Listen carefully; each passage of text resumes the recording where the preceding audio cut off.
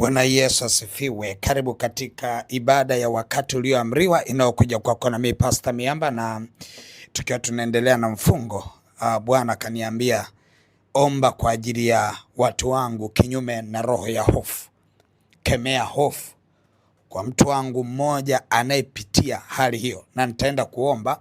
Kabla sijaomba, nataka nikupitishe kwenye mistari kadha wa kadha. Wewe ambaye una hofu, unasikia ndani yako kuogopa, hofu imekushikilia, nataka niende nikakupitisha kwenye mistari.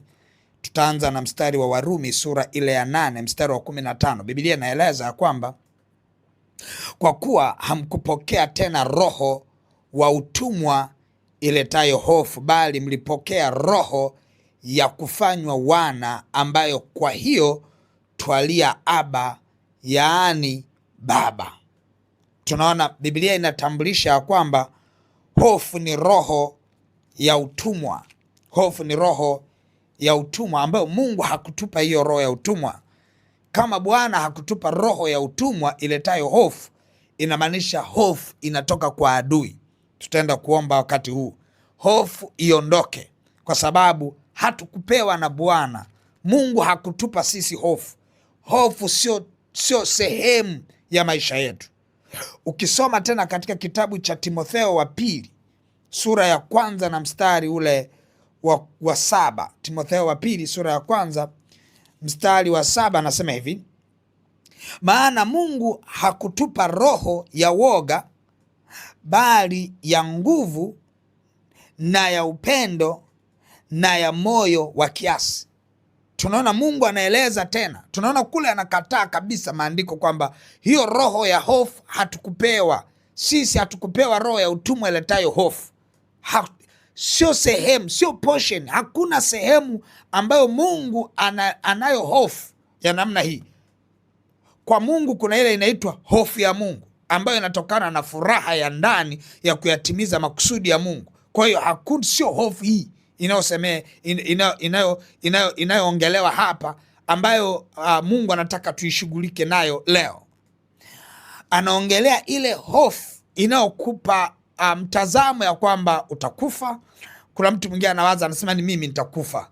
Yaani hivi mimi kwenye mwili wangu hakuna magonjwa haya? Lazima kuna magonjwa haya. Hivi kwa kweli, hivi mimi kweli nitaolewa?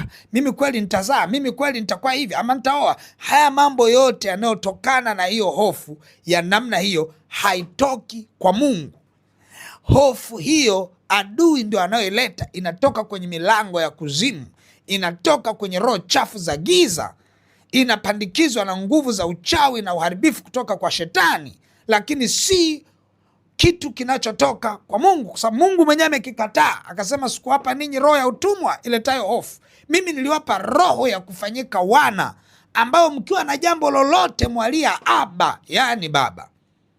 Halafu anakuambia kabisa ya kwamba hapa kwenye wa Timotheo pia anakataa, anasema maana Mungu hakutupa roho ya woga, bali ya nguvu na ya upendo na ya moyo wa kiasi.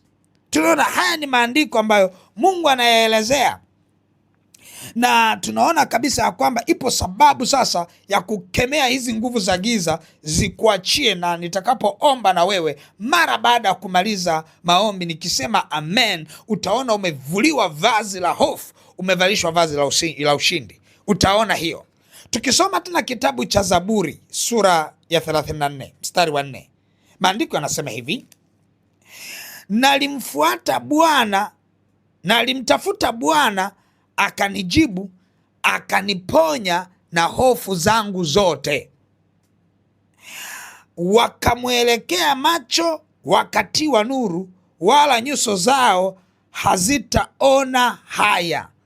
Tunaona walipomtafuta Bwana, Bwana akawajibu, halafu akawaponya na hofu. Kwamba hofu inapokuja inakuwa kama ni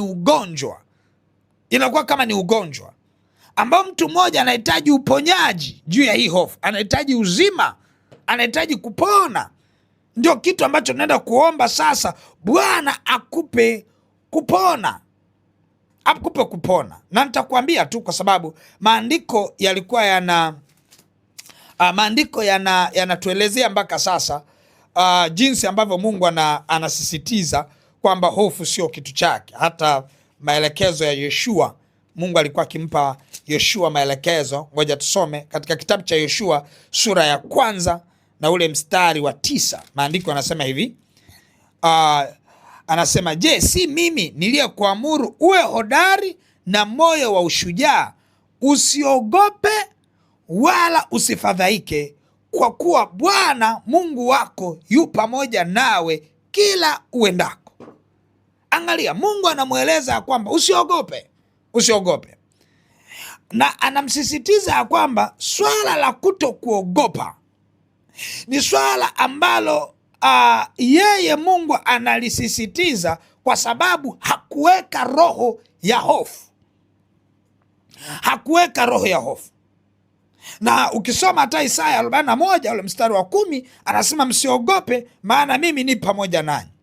Anasema usiogope maana mimi, ngoja nisome iende hivyo hivyo. Anasema usiogope, anaelezea hali ya kutokuogopa. Anasisitiza, na kama anasisitiza hali ya kutokuogopa, maana yake ni nini?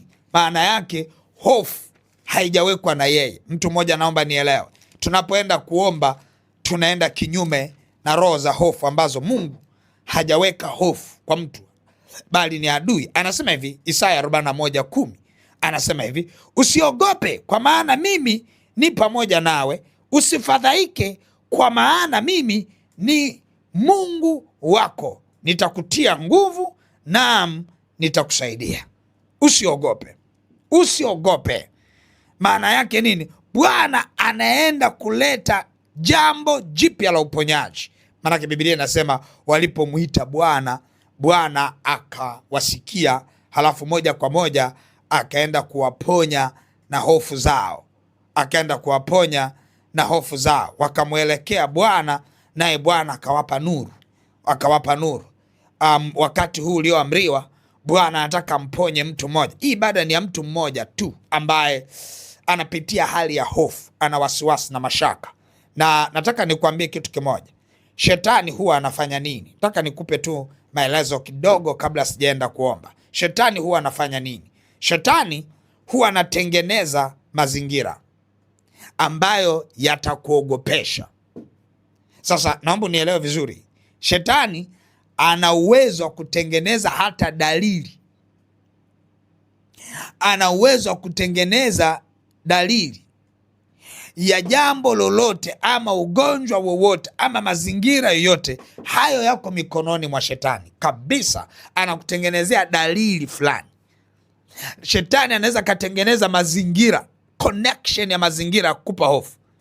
Anaweza katengeneza dalili, tole tu mfano, anakutengenezea dalili ya ugonjwa fulani, halafu kiingia kwenye mtandao ina pop out, inanyanyuka kitu ambacho kinaeleza ugonjwa ule ule, halafu hiyo dalili ukichungulia ni kama unaiona kwenye mwili wako, halafu wewe sasa unamalizia kwamba mimi tayari naumwa. Kumbe unao uzima wa milele ndani yako. Kumbe kuna uponyaji ulishafanyika ndani yako. Maana yake nini? Adui kazi yake ni kuleta hofu, na tutamshinda leo, tunaenda kumwangusha leo. Wewe ambaye ulikuwa unateswa na hofu, hauna haja ya kuogopa tena hofu. Labda nikuambie tu kitu kimoja kabla sijaenda kuomba, nikusomee tena mstari fulani hivi. Ukisoma Zaburi ya 27 anasema hivi, mstari wa 1, Bwana ni nuru yangu na wokovu wangu, ni mwogope nani? Bwana ni ngome ya uzima wangu, ni mhofu nani? Tukisoma tu mstari wa 2 kwa kujifurahisha, anasema hivi, watenda mabaya waliponikaribia, wanile nyama yangu, watesi wangu na adui zangu walijikwaa wakaanguka. Jeshi lijapojipanga kupigana nami, moyo wangu hautaogopa. Moyo wangu hautaogopa. Hiyo ni sura ya 3 mstari wa 3. Moyo wangu hautaogopa vita vijapo nitokea, hata hapo nitamtumaini. Halafu mstari wa 4 anasema hivi, neno moja nimelitaka kwa Bwana, nalo ndilo nitakalolitafuta, nikae nyumbani mwa Bwana siku zote za maisha yangu, niutazame uzuri wa Bwana na kutafakari hekaluni mwake. Tunaona mzaburi anaeleza ya kwamba kama Bwana ni nuru yangu na wokovu wangu, nimwogope nani? Nataka nikuulize kitu kimoja. Chochote kinachokuja kama dalili ya wewe kuogopa, usiogope. Naenda kuomba. Amini nguvu za Mungu zinazoenda kukuponya. Amini nguvu za Mungu zinazoenda kukuondoa kwenye roho chafu ya hofu. Nataka tuombe. Baba mtakatifu, katika jina la Yesu Kristo wa Nazareti, Mungu liye hai, umesema nasi, lakini umesema na mtu uliyemkusudia anayetembea katika hali ya hofu sana. Mungu liye hai, ninaona umesema kabisa ya kwamba huyu anayeogopa hilo jambo halipo kwake. Yupo anayeogopa ya kwamba yamkini ana magonjwa lakini ndani hakuna magonjwa. Yupo anayeogopa ya kwamba yamkini hataoa, hataolewa, hatazaa, lakini kumbe ndani yake kuna watoto, ndani yake kwenye tumbo lake kuna uzao. Mungu liye hai, ninakushukuru kwa maana unasema na watu wako, unasema nasi. Mungu liye hai, tunakushukuru kwa maana hujawahi kaa kimya. Unasema nasi Bwana, na hata leo umesema na huyu mtu mmoja anayepitia hofu. Nami Bwana naenda kusimama kwenye nafasi yangu, katika zamu yangu, mahali palipobomoka, nikiharibu roho chafu za hofu, toka kwa jina Yesu Kristo.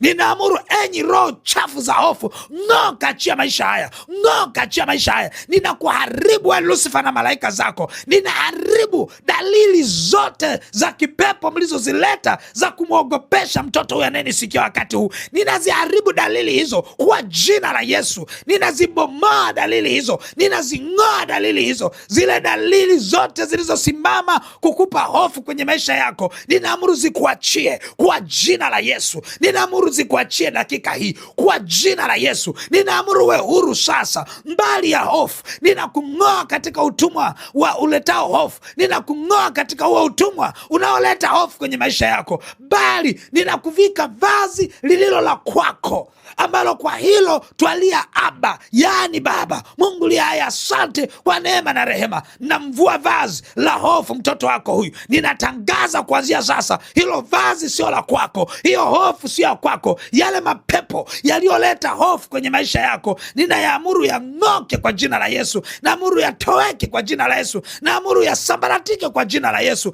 Zile hukumu za ndani zinazokupa hofu, zinazosema wewe ni mwenye dhambi, kwa kuwa ni mwenye dhambi mabaya yatakukuta, ninaamuru sasa hizo hukumu ziondoke, kwa maana wewe wewe ni wa rehema na neema. Bwana, umejaa huruma. Hutakumbuka uovu wa mtoto wako huyu, utasamehe na kugairi mabaya. Mungu liye hai, asante kwa maana unamponya mtoto wako huyu kwa jina la Yesu Kristo wa Nazareti. Mungu aliye hai, ninaona uponyaji umeingia ndani ya mtu mmoja. Ninaona uponyaji unaingia ndani yako. Kilichokuogopesha hakitakuogopesha tena. Kilichosimama kinyume na wewe hakitasimama tena. Kilichokutia wasiwasi hakitakutia tena. Ninaona nuru ya ajabu inaingia. Ninaona nuru ya ajabu inasogea kwenye hatima yako. Ninaiona nuru ya ajabu. Hautaugua, hautakufa, hautaumwa, hautaonewa kwa jina la Yesu Kristo wa Nazareth. Ninaiona nuru ya ajabu ndani ya maisha yako katika jina la Yesu Kristo wa Nazareth. Mungu aliye hai. Amen, amen, amen. Mungu wangu akubariki sana. Nimeiona nuru ya ajabu sana ikiingia kwenye maisha ya mtu mmoja. Bwana akutie nguvu na hiyo hofu haitaonekana kwako tena. Zile dalili zilizokuwa kwenye mwili wako, kwenye uchumi wako, kwenye ndoa yako, kwenye mahusiano yako, yale hali yote ya hofu iliyokuwa inakushikilia haitakuona tena. Mungu wangu akubariki sana. Basi utashika sadaka yako sasa, kinyume na roho ya hofu. Kama umekuwa ukiteseka sana na hii kitu, nataka twende tukaiachilie sadaka pia, na nataka hiyo sadaka iwe pia kielelezo hata kwa watoto, ya kwamba hakutakuwa na mtoto atakayetembelea hofu siku zote za maisha yake. Hakuna mtoto atakayetembea kwenye hofu. Unajua hakuna kitu kinachotesa kama hofu. Hofu inaweza kumuua mtu hata kama alitakiwa kuishi. Hofu inaweza ikafanya mtu aangamie, lakini ashukuriwe Mungu anayetuachilia katika uzima, hata hivi tuko salama. Kwa hiyo tunaenda sasa kuachilia sadaka zetu. Tutaachilia kwenye ile lipa namba M-Pesa ambayo ni 577876 ama namba za mawasiliano 0713842123 au 0744982517. Mungu wangu akubariki sana. Lakini wewe ambaye unapitia hofu, hakikisha unapambana mpaka unaachilia sadaka yako. Adui akijaribu kukusahaulisha, jitahidi kuleta uzito, pambana mpaka unaachilia sadaka, sababu sadaka ndio inayokamilisha ibada hii na kutoa kabisa kwenye hayo mateso. Mungu wangu akubariki na uwe na wakati mwema. Amen.